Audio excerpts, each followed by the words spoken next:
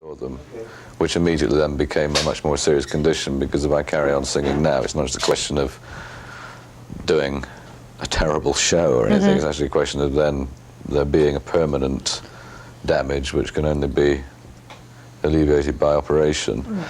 And I mean, it's not an uncommon operation to have, but it's one that has a certain element of risk that you don't ever get back to normal after it. And also it means in itself the operation is a couple of months of silence after it. So how long do you have between now and the Australian tour? 7 days. That's it? Well, it was going to be 5. I mean, that's why I'm flying back to England now, because at least I can stay in one place and in a fairly humid atmosphere for 7 days, and then fly on to Sydney. All right, we're ready whenever you're Okay. We're all set? Do we have speed? So we're going to do this like an interview. Yeah. This would you're going to be swapped for Carla. Right. So I'll talk to you, not to camera. Right. Okay. Ready? Ian, what does the term progressive rock mean to you? Well, I think the word progressive in relation to rock always suggests something to do with musicality.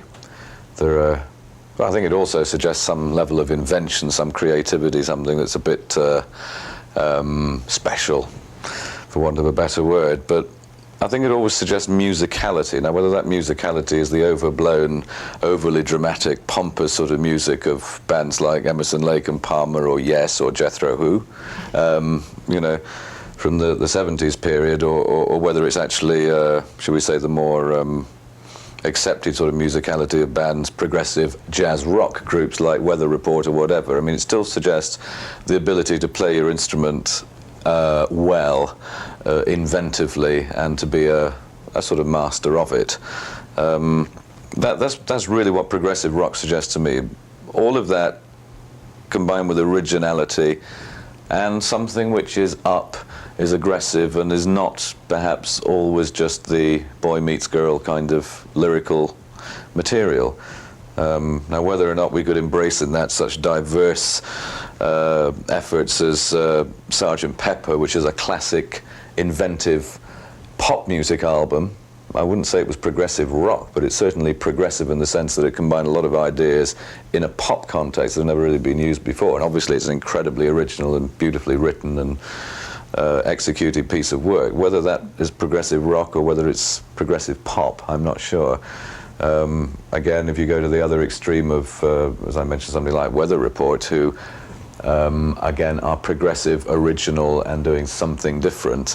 But it's not quite, I mean, that again has such an origin in what is accepted, formalized jazz in terms of the background of the musicians.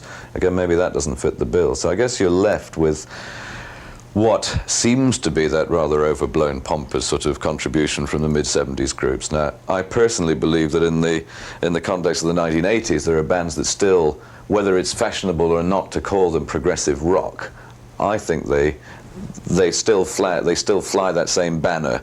And I mean, I would include Thomas Dolby or bands like The Fix, who still demonstrate great musicality and a not quite mainstream approach to pop music. It's still rock music rather than pop to me, what The Fix do.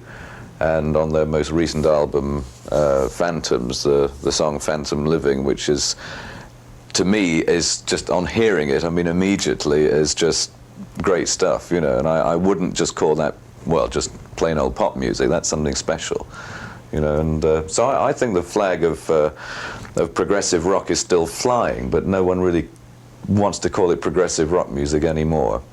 But it certainly ain't just, you know, common or garden sort of, you know, run-of-the-mill pop music, as far as I'm concerned. There are some special things still happening and always will be happening.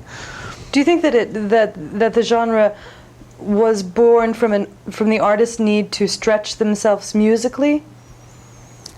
I think the artists always feel a need to stretch themselves musically, but I think that perhaps the main thrust is something that stems from I don't know, having gone to art school or had a classical music training or whatever it might be. It comes from a slightly more intellectual standpoint as well. Perhaps when we bear in mind the original notion for this particular program, divulging all our secrets to the viewers now, was that it should be art rock rather than progressive rock. And I mean, the two they come very close together in some ways. Art rock, however, is an even more fanciful and even more limiting description of a slightly different genre than progressive rock is, which I think why we went back with the progressive rock notion as embracing more. But certainly there's that slightly arty sort of thing you can never get away from, and that always brings about a cynical attitude from critics who get a little bit suspicious when anyone involved in the pop or rock music business gets too pretentious, and that's a very good safety valve to have, because otherwise pop music does from time to time, and one has been guilty of this oneself, let it get way out of control, you know, and that's a lot of fun at the time, but musically and artistically it's a sort of cul-de-sac that you don't want to stay in for too long. So yeah, sure, playing the instrument is part of it, but I think there's always that slightly artistic pretension which, if you're going to do it, be unabashed about it and have a good time. Is it, Ian, primarily a British phenomena? And if so, why? Certainly there seem to be an awful lot of British bands that have taken that route, and I still say are still taking it now, you know, in amongst the new bands too. But I would, you know, throw up names like Captain Beefheart and his Magic Band circa 1973, the Spotlight Kid album. That to me was about something special. It was still, if you were going to call it anything, you still have to call it progressive rock music, I think. And it was peculiarly American. I mean, really American music. Obviously, Captain Beefheart was not a hero in this country. We actually took him on tour as a support band once, and he got booed off most nights. I mean, it was very sad because we loved the band, and they were in fact very popular in Britain and elsewhere in Europe. And indeed, I think I've probably spent, without knowing it, have become a very influential band for a lot of groups who are around now who perhaps grew up listening to that music back then, who certainly developed the penchant for calling their musicians by ridiculous names. I mean, Captain Beefheart had a band consisting of Zoot Horn Rollo, Winged Eel Fingerling, Rocket Morton, and people like that, which I mean were terrific names, and of course weren't their real names. Everybody thought that was very strange back then. Now, of course, every band uses once again far more inventive names than perhaps even than that. Would you put Zappa in the category of American progressive rock? I would, but I'm sure he wouldn't, because I don't think Frank Zappa likes British rock music and doesn't really like being part of anything. He's always seemed to be rather cynical and have a bit of a chip on his shoulder about something which I don't understand. Never met the man, but again, I would put him as, you know, right up there in terms of American progressive rock music as being a very influential person. Not in as much as his music may have not directly influenced people, but what he stood for certainly influenced a lot of people, including me. So I may not have influenced Frank Zappa, but in his own way, I'm sure he's influenced me and people of, you know, my ilk, who at least felt brave enough to stand up on their own 2 feet and try and do something a bit more adventurous musically, having seen dear old Frank having a go. Who do you consider the pioneers of progressive rock? Well, I suppose if you go back to early things like the early concept albums, like the Moody Blues had a record out called Days of Future Past, which was wasn't something I particularly thought was a great record, but it was of its type. It was something suddenly different. It was that notion of the concept, the overall musical concept in an album, which was very brave, very forward-looking. And from that, a number of bands took that kind of a theme. I suppose the first sort of progressive rock that influenced me in any musical way was very early Pink Floyd, the very first album, Piper at the Gates of Dawn, which I found to be a terrific lesson in combining quirky songwriting with, you know, then amazing sound effects and amazing theatricality on stage. So although again they were perhaps more in the art rock genre as they were perceived at the time, I mean they were still truly progressive in the sense that it unleashed a whole new kind of influence for a lot of musicians in England. Now the Pink Floyd, I think, in their own little way were kind of not exactly copying, but certainly paralleling anyway, something that was already happening in the United States at the time. So I guess there were some of those early US bands, I mean, with light shows buzzing around and in the Fillmore's East and West and whatever else, all that was already kind of happening. But the Floyd were the first we really saw of it in Europe anyway, in terms of combining it with a theatrical performance that was more than just pop image. It was a whole new thing, you know. It's quite fun. I always remember meeting Syd Barrett backstage. We were supporting them before we were called Jethro Tull in some little gig somewhere in the north of England, and it was a pretty seedy place, and this mysterious guy was standing alone backstage, just gazing at himself in a full-length mirror, wearing a cloak with a hole in it, and smoking a small cigar. And I, being a sort of fairly cheerful lad, he went up and said, "Hi, you know, I'm Ian." And he just looked at me with a cold gaze and went back to, you know, combing his hair and preening himself in front of this mirror. And I just thought he was a weird roadie or something, but he then materialized on stage playing a completely out-of-tune guitar with mirrors all over it, and I thought he was great. But anyway, enough storytelling. Storytelling is always wonderful.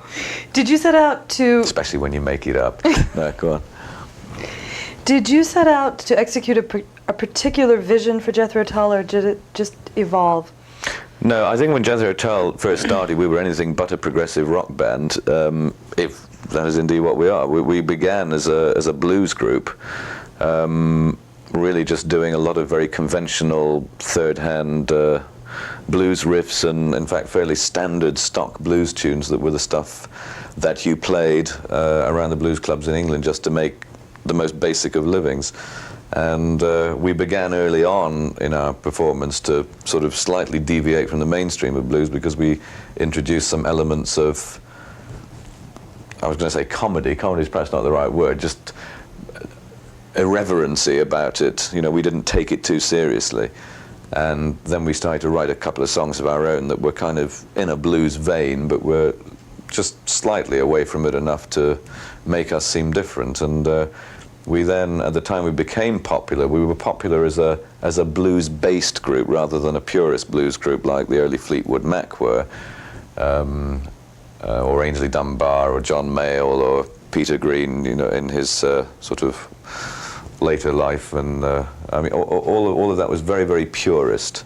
We were not by the time we became popular, and so as soon as we got noticed by enough people, we started to rely on our own songwriting, and that took us well away from blues, using other influences, which were obviously our music's always been very eclectic, and is so even now. In other words, it uses a lot of influence from a lot of different sources, and we put those together, hopefully not in a pastiche form. We try to make the edges dovetail a bit, you know, but it is nonetheless eclectic. And perhaps that very eclecticism is something that also is shared by a lot of other bands, like, again, we mentioned Yes or Emerson, Lake and Palmer. There are a lot of different things in there, you know, that are coming together, sometimes awkwardly, but still with something special going for them. So maybe that very eclectic nature is a very important thing as well, sort of almost a clashing of different influences somehow almost meeting, you know. This can be exciting. You talked a little while ago about the theatricality of Pink Floyd. How important has it been to Jethro Tull? Well, theatricality is sort of, it comes with the show in the sense that you go out there on the stage and either you are that way inclined or you're not. And I never rehearse things to do with performance. Sometimes things that involve props or particular stage dressings, I mean, they will get introduced usually the last minute in dress rehearsals, because obviously you can't just suddenly conjure up a piece of staging or flats or special drapes and tabs and things that, literally as you walk on stage for the first time, you've got to build them, you've got to put them together. But we don't always know what we're going to do with them, because I think, for me, the fun of going on stage is that at least the first night of a tour, you will be doing a lot of improvising. Hopefully you know the music reasonably well, but in terms of the way you perform it, it's just going to be off the wall, for the first couple of weeks. Then the things that begin to click into place, become repeated, they become part of a formulated performance. And that might then suggest that it becomes relatively dull after that and everything settles into a routine. But in its own way, the little routine that you've now built up allows you the security on stage to start looking for other little things to do, crazy things to do, or subtleties to do. It's a base from which you can then look even further. So the latter parts of tours are often very interesting because you have a pretty standard sort of operating mode then, into which you can perhaps even take more risks or take some more chances and change arrangements of songs to do whatever you do as you go along. So it doesn't become boring, in fact. It just stops becoming so nerve-wracking as it is in the first couple of weeks, when it's just, you don't really know what you're going to say or where you're going to move, and the spotlight operators are, wetting their pants every night because they just never know where you're going to be. Do you, how much influence do you think that opera had on progressive rock, and does any of your material qualify as rock opera? Well, I actually don't think that opera ever had any influence on music, full stop. I mean, I detest opera. But I mean, the term rock opera is something that was coined, I think, before The Who did Tommy, probably going back to, I can't remember the name. Some peculiar thing in Britain that was done was supposedly a rock opera, but it never actually got released as such. It was sort of done. The Kinks and Arthur, or back further than that? No, this is going back a bit further than that. Name escapes me, but obviously the one that everybody remembers is Tommy. And Tommy, I've got a feeling when we did the Rolling Stones Rock and Roll Circus, which was another of those things that never really happened in the end, and the Who were on that, and I think they were doing stuff then from Tommy. Whether it was just it was before the album, I don't know, but I mean, this is going back 1969, 68, 69, somewhere around there. I'm sure I remember The Who doing some stuff that sounded suspiciously like, sort of, in that vein. Certainly, very conceptual lyrically and all the rest of it. And,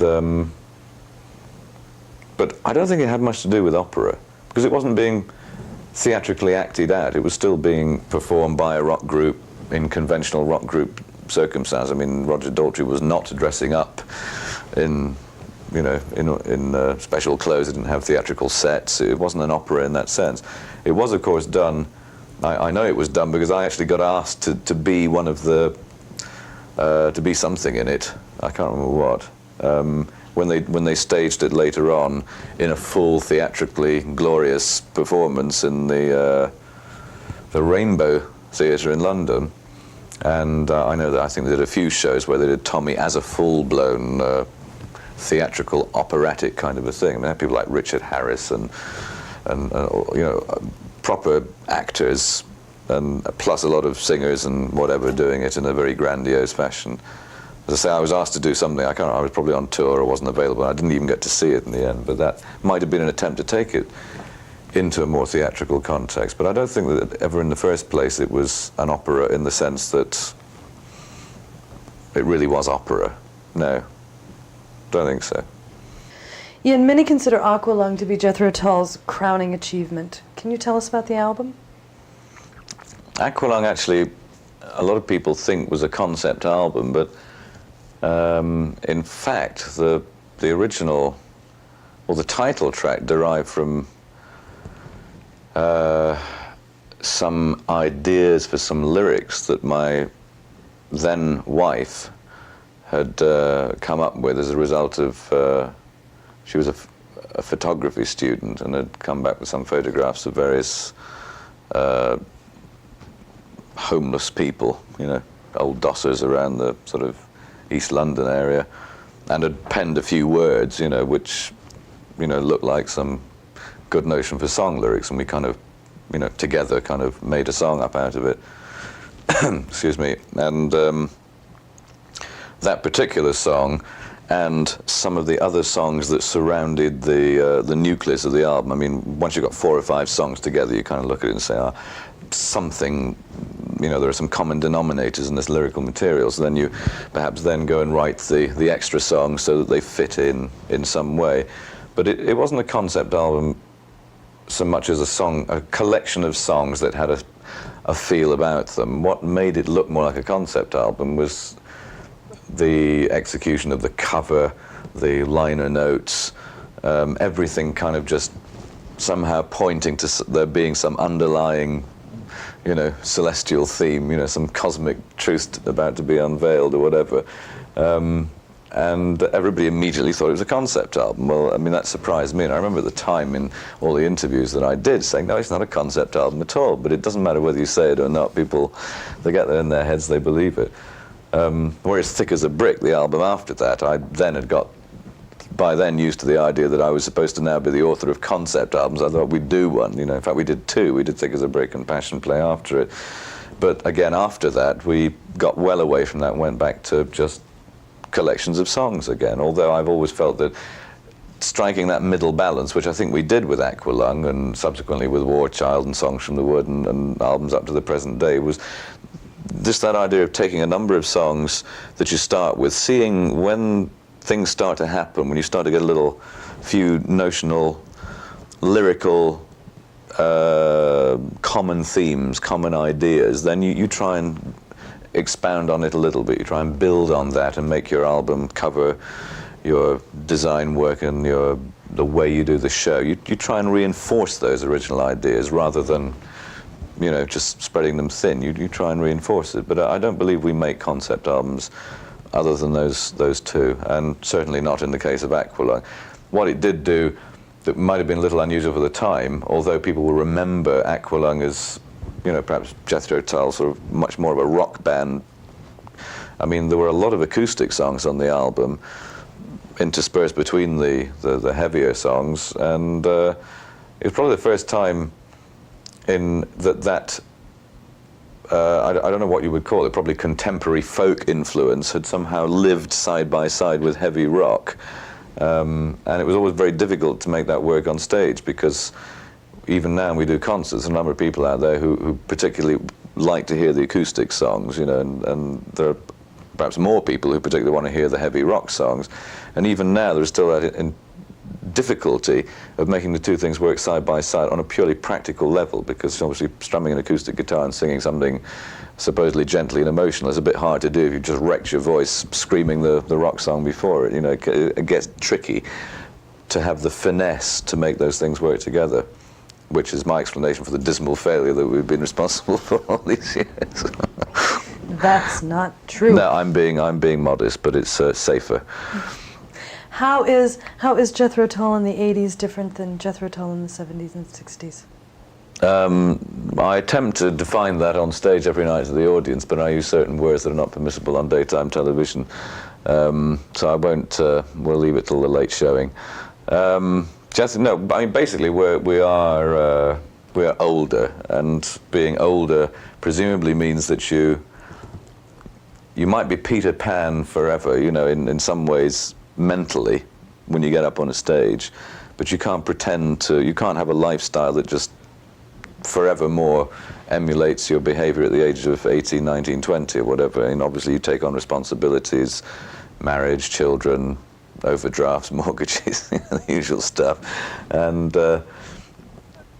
clearly you have to not let that intrude on your music if possible, nor do you really want to reflect it in your music, because it's pretty boring stuff.